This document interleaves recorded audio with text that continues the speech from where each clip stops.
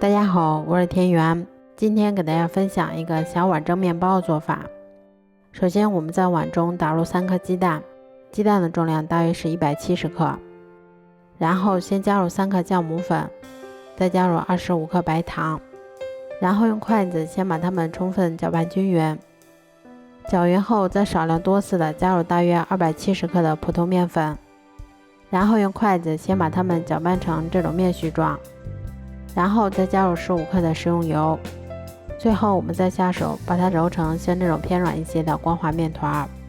揉好后先给它盖上保鲜膜，让它常温醒发至2倍大。像这样体积明显变大，我们的面团就已经醒发好啦。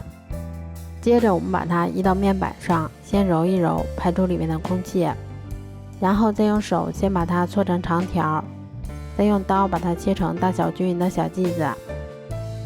我们取一个小剂子，先把它擀成厚度约3毫米的牛舌状饼皮。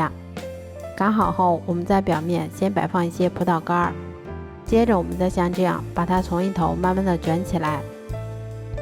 卷好后，我们再把它轻轻的按扁一些，然后再把它擀成厚度约3毫米的长方形饼皮。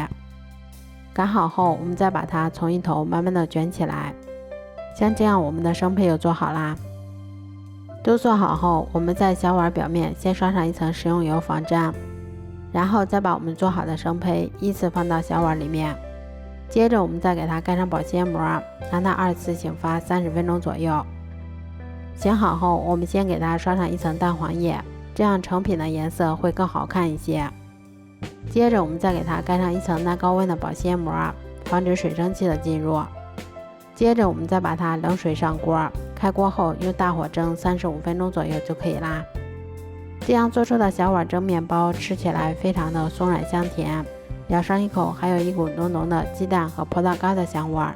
如果喜欢的话就试试吧，喜欢我的视频就关注我吧，谢谢您的支持。